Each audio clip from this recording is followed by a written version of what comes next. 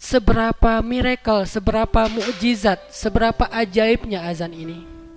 Saya akan memulai dari sebuah hadis yang disampaikan oleh Rasulullah Shallallahu Alaihi Wasallam. Hadis ini riwayat Bukhari dan Muslim, muttafaqun alaih. An Abi Hurairah radhiyallahu anhu anna Rasulullah sallallahu alaihi wasallam qala, dari Abi Hurairah radhiyallahu an bahwa Rasulullah sallallahu alaihi wasallam bersabda, "Lau ya'lamun nasu ma fin nida was-saffil awwal thumma lam yajidu illa ay yastahimu alaih lastahamu alaih." Kalau seandainya manusia tahu apa yang ada di dalam azan dan shaf pertama, kemudian mereka tidak mendapatkan kesempatan itu kecuali dengan cara mengundi, maka mereka akan melakukan undian tersebut. Nah, hadis ini menjadi sebuah pembukaan bagi kita, di mana Nabi SAW seolah-olah di sini sedang memberitahu kita tentang miracle of azan, keajaiban atau hal-hal yang luar biasa yang ada di dalam azan. Sehingga seandainya orang tahu, kan pertanyaannya, yuk kita cari tahu apa itu. Karena kalau kata Nabi, lau ya'lamun nas, bukan lau ya'lamul muslimun atau mu'minun atau ahlil masjid, tapi lau ya'lamun nas, seandainya semua manusia. Artinya azan ini punya kebaikan yang terbuka luas untuk setiap orang, bukan hanya kepada muazzin, tetapi kepada semua orang. Nah, malam ini kita akan membedah hadis muttafaqun alaih ini dengan ayat dan hadis-hadis yang lain. Apa sih yang terkandung di dalam azan? Apa makna dari azan? Apa hakikat dari azan? Apa filosofi dari azan? Apa pesan-pesan praktikal dari azan? Dan gimana cara kita mengamalkan semua keistimewaan yang dimiliki oleh azan? Dan nanti call to actionnya, biar kita nggak cuma ngaji, seperti yang tadi udah disampaikan oleh Kakak Buni, maka kita kalau udah tahu apa yang ada di dalam azan, yuk kita sama-sama belajar azan. Tapi kan gak semua kita muazin, Ustadz. Nah, kita belajar dulu nih tentang apa yang ada di dalam azan, sehingga kita emang layak banget untuk belajar azan. Dan belajar azan yang kita akan adakan di Masjid Nurul Falah di bulan Ramadan ini, karena kita ambil momentum Ramadan, punya goals, punya visi supaya menara-menara masjid di Indonesia itu terdengar suara-suara yang indah. Nah, niat kita adalah gimana caranya ketika sekarang orang mulai agak bimbang tentang azan, haruskah begini dan begitu, maka mudah-mudahan dengan tren yang kita bikin, azan ini menjadi yutimmu nuril Islam wa nurillah, menyempurnakan cahaya Islam, menyempurnakan agama Allah Subhanahu wa ta'ala. Yuk kita belajar azan. Nanti bagi yang beberapa udah bisa azan secara tajwid, nanti kita belajar azan ikonik, azan Indonesia, azan Mekah, azan Madinah, azan Turki, azan Palestina. Di antara semua azan itu yang paling saya suka itu azan Palestina. Karena azan Palestina itu iramanya itu kayak mau ngomong, wahai kaum muslimin, kalian kemana aja? Nih lihat Al-Aqsa nih. Seolah-olah dia mau ngomong kayak gitu tuh dalam iramanya. Dulu yang saya ajarin ke Muzammil bukan maqamat, filosofi maqamat. Apa filosofi Bayati, apa filosofi Soba, apa filosofi Hijaz dan seterusnya. Kita nggak belajar irama karena udah pada jago. Kita belajar filosofi irama. Nah, kita pengen itu dimulai dari Masjid Nurul Falah dengan momentum Ramadan tahun ini. Mudah-mudahan anak-anak muda di sini yang hadir malam ini menjadi semuanya man sanna fil islami sunnatan hasanah, yang membuat tren positif di dalam Islam. Itu hadis tren. Jadi kalau bilang dakwah kok tren, pahami dulu hadis-hadisnya. Hadis itu ada sekian juta. Salah satu di antara hadis sekian juta itu man sanna fil islami sunnatan hasanah, siapa yang di dalam Islam itu membuat sebuah tren. Arti tren itu sesuatu yang diikuti, contoh.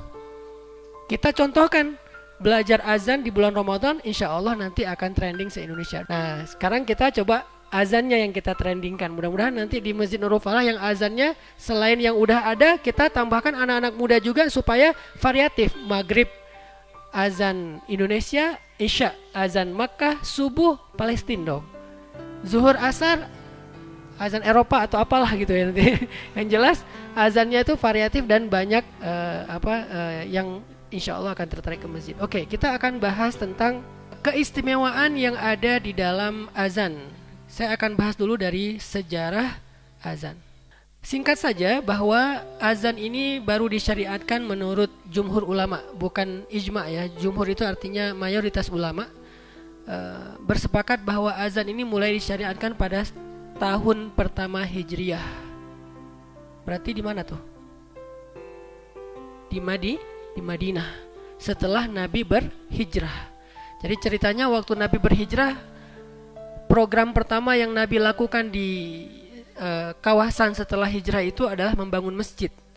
Beliau hijrah, berhenti di Kuba, beliau bangun masjid yang kelak kemudian dikenal dengan nama Masjid Kuba. Kemudian dari Kuba udah ngumpul semua, lanjut masuk ke dalam kota Madinah, karena dulu Kuba tidak disebut sebagai kota Madinah. Setelah masuk ke kota Madinah juga yang pertama dilakukan Nabi adalah membangun masjid. Udah dibangun masjid oleh para sahabat, kemudian mereka bingung, ini gimana cara manggil orang ke masjid untuk sholat berjamaah sehari 5 kali. Ada yang ngusulin bikin api di atas bukit, kalau udah kelihatan api ke masjid. Wah, mirip Majusi kata yang lain. Ada yang ngusulin pakai trompet, saksofon ya, voice, Kennedy ya. Ternyata ini mirip dengan orang Yahudi. Wah, ada yang ngusulin pakai lonceng. Kalau lonceng lebih keras suaranya, katanya mirip Nasrani. Akhirnya disepakatilah kita panggil aja dengan kalimat as-salatu jami'ah. Belum ada azan. Jadi setiap waktu sholat, Bilal dipilih oleh Nabi. Nah pertanyaannya, kenapa Bilal? Bukankah ada Abdullah ibnu Mas'ud? Siapa dia? Sahabat yang bacaan Al-Qur'annya persis Jibril. Persis Jibril. Jadi kalau mau tahu gimana bacaan Jibril, lihat Ibnu Mas'ud. Masalahnya gak ada rekaman ya, gak ada Spotify ya zaman itu ya. Kalau ada udah trending banget itu. Saking kerennya bacaan Ibnu Mas'ud. Kenapa gak Ibnu Mas'ud? Kenapa gak Usaid bin Hudayr, sahabat yang kalau baca Quran awan ngumpul di atasnya. Coba yang gaya-gaya sekarang yang jago maqamat, coba baca Quran ada awan gak di atas kita? Gak usah sombong deh, biasa aja. Paling banyaknya di like doang kan ya. Ini yang nge-like awan loh. Itu kan yang nge-like cuma cewek-cewek tuh. Ini yang nge-like awan. Keren mana coba? Awan nge-like sampai muncul di atas kepalanya Usaid bin Hudayr. Siapa lagi? Abdullah ibnu Abbas, yang kalau dia baca Quran malaikat turun dari langit sampai penuh langit itu seperti cahaya bintang. Kenapa bukan mereka? Kenapa Bilal? Karena Bilal suaranya paling lantang tapi gak ngeganggu. Ini perlu utuh nih, karena ada yang suaranya lantang mengganggu, ada yang suaranya indah tapi gak lantang, gak ada yang dengar ya. Nah Bilal udahlah lantang, gak mengganggu, karena lantangnya Bilal itu lantang yang penuh dengan estetik. Kita pengen seorang muazin yang suaranya seperti Bilal. Makanya istilah lain dari muazin itu kalau di Indonesia Bilal. Sehingga yang perlu diperbaiki dari masjid-masjid kita di Indonesia adalah, adakah Bilal? Apakah kita sudah mengikuti Bilal?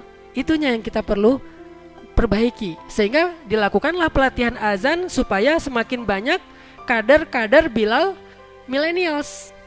Ada istilah baru. Tapi waktu itu masih panggilannya as-salatu jami'ah. As-salatu jami'ah. Orang datang ke masjid. Di mana manggilnya? Di atas atap rumah orang. Karena dulu Nabawi belum ada menara. Akhirnya Bilal mengumandangkan kalimat as-salatu jami'ah di atas atap rumah orang yang paling dekat dengan masjid. Kenapa kok di atas?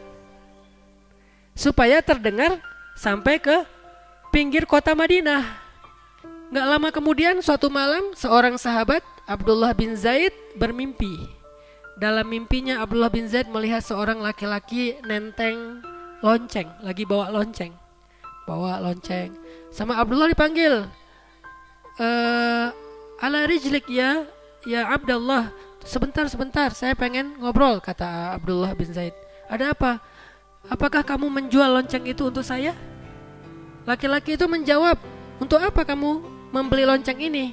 Kata Abdullah, saya akan pakai itu untuk memanggil orang datang ke masjid sholat berjamaah.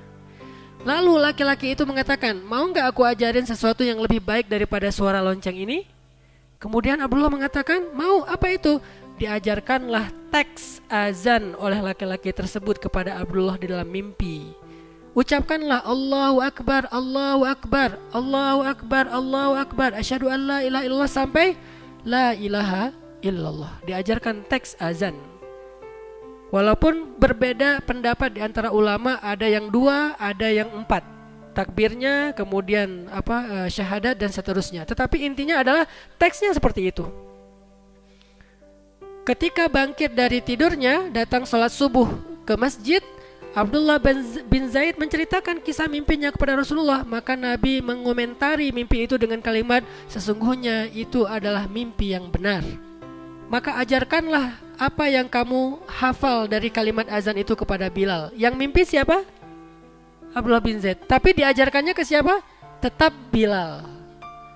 Dan Abdullah bin Zaid gak bilang, kan Rasul saya yang mimpi, kok diajarin ke dia? Bukannya saya yang perform? Kan ini liriknya saya yang dapat, saya yang perform dong. Enggak, disitulah para sahabat berlapang dada. Dan Allah memilih siapapun di antara hambanya untuk diberikan ilham yang baik. Padahal Allah kalau mau sangat layak kalau diberikan teks ini kepada Rasulullah langsung. Tetapi kenapa lewat Abdullah bin Zaid? Supaya semua sahabat itu punya rasa memiliki terhadap ibadah sholat dengan azannya. Bukan hanya dari Rasul, tapi dari kami kaum muslimin. Lalu Umar juga ternyata mimpi yang sama, cuman telat ngomongnya. Bukan ngaku-ngaku ya, Umar udah orang mimpi kamu juga sama. Enggak. Sahabat enggak ada yang sejur'ah itu, tidak ada yang seaib itu. Umar juga mimpi dengan mimpi yang sama. Umar ini memang orang yang sering banget dikasih ilham sama Allah. Bukan itu doang, udah banyak lah ilham-ilham yang keren yang Allah berikan kepada Umar. Ya Rasulullah, sesungguhnya saya mimpi dengan mimpi yang sama. Maka kemudian semakin meyakinkan para sahabat bahwa itu bukan cuma bunga tidur, tapi itu ilham dari Allah. Apalagi udah dibenarkan oleh Rasulullah SAW. Diajarkanlah kepada Bilal. Sejak itulah azan kemudian disampaikan atau disuarakan dengan suara kalimat tauhid. Itu asal usul azan. Sehingga tidak bisa diganti, tidak bisa ditambah kurangkan. Maka seperti itulah azan sejatinya sejak awal. Nah, para ulama kemudian mendefinisikan apa itu azan dalam konteks Islam. Kata ulama, al-azan huwa ta'abbudu lillahi bil i'lam bidukhuli waqtis salati bi dzikrin makhsus. Azan itu adalah ibadah kepada Allah. Azan itu sendiri adalah ta'abbud, ibadah. Jadi azan itu bukan profesi. Azan itu bukan sebuah rutinitas. Tapi azan itu adalah at-ta'abbud lillah, ibadah yang dilakukan kepada Allah dengan cara i'lam, mengumumkan masuknya waktu sholat bidzikrin makhsus, dengan teks-teks yang sudah dijelaskan secara khusus.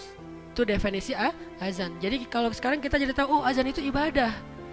Dan ibadah ini adalah ibadah yang kedudukannya sangat tinggi di mata Allah, sampai disandingkan dengan shaf awal. Jadi orang kalau mau dapat kebaikan dalam satu sholat berjamaah, di antara kebaikan yang banyak itu adalah azan dan shaf awal. Sehingga karena dia ibadah, maka sebelum kita azan, luruskan niat kita. Kalau tidak ada orang yang ditunjuk untuk azan, maka berlomba-lombalah. Kalau kalian mau berlomba-lomba dengan cara membuat undian, buatlah undian agar punya kesempatan mengumandangkan azan, karena dia ibadah yang luar biasa di sisi Allah Subhanahu wa taala.